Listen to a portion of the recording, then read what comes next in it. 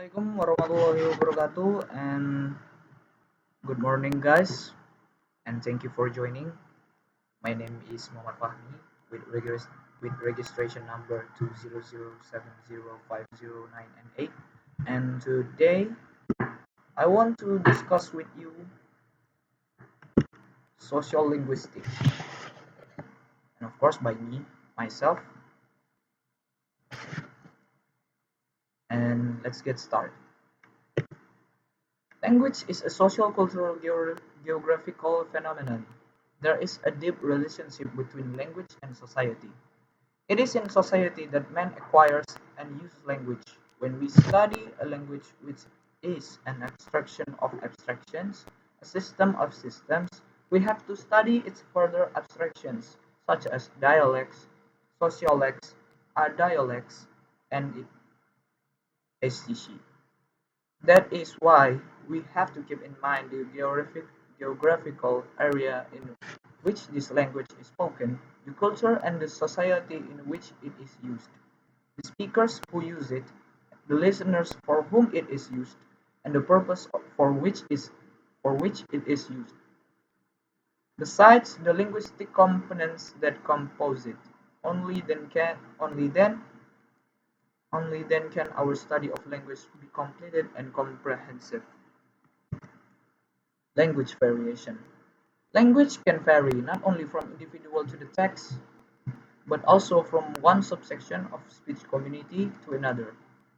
People of different age, sex, social classes, occupations, or cultural groups in the same community will show variation in their speech. According to the sociolinguists, a language is code. There exist varieties within the code, and the factors that cause language variation can be summarized in the following manner: 1. Nature of participants. 2. Number of participants. 3. Role of participants. 4. Functions of speech events. 5. Nature of medium. 6. Genre of discourse. 7. Physical setting. Language varieties. Language varies from region to region, class to class, profession to profession, person to person, and even situation to situation. Sociolinguistics tends to describe this variation in language with reference to the relationship with society. It shows that the relationship between language variation and society is rather a systematic relationship. It manifests that there are four major social factors involved in this variation: socioeconomic status, age, gender, and ethnic. Background of the users of language. Due to all these four factors, language differs on four levels chiefly: 1. Phonological level, 2. Lexical level, 3. Syntax level, and 4. Discourse level. In the following six major language varieties will be discussed, namely: 1. A dialect, 2. Register, 3. Diglosia, 4. Pidgin, 3. Lingua franca, and 5. Esperanto.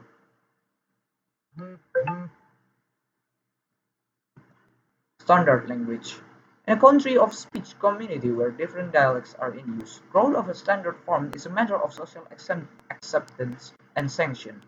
Generally, the dialect that belongs to the mightier ruling class, holding social prestige and glamour, is sought to be imitated by lesser classes. William Labov has pointed out that lower middle class shows a tendency to use more prestige form in the formal discourse than does the upper middle class. This is called hypercorrection, which is the case of propagation of linguistic change. It is not a question of how many people speak the standard variety, but the institutional support it gets, its use in school, media, government, administrative and army functions, literature, and so on. Micro and macro sociolinguistics. Macro sociolinguistics is concerned with the relation or patterning of relations between one wide domain or another. They are as real as the very social institutions of a speech community, and indeed they show a marked paralleling with such major institutions. Micro-sociolinguistics concerns itself with the study of variation within a larger framework or domain by classifying particular elements in face-to-face situations. The, the sociolinguist must collect data from the individual speakers, whatever his topic, and must analyze the particular features. Linguistics, sociolinguistics, and social codes. As Michael Gregory and Susan Carroll say, words change their meaning according to the context. Word meaning is neither fixed or suitable and stable. Word meaning can be considered to be meaning in use of the living word as it appears in situation. Meaning realized in recurrent and typical situations can itself be seen as part of a larger system of meaning to which members of the community have access. The system of potential meaning is the cultural itself.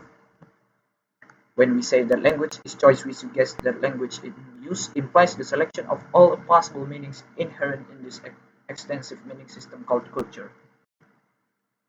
And that's all my explanation. I hope you like it.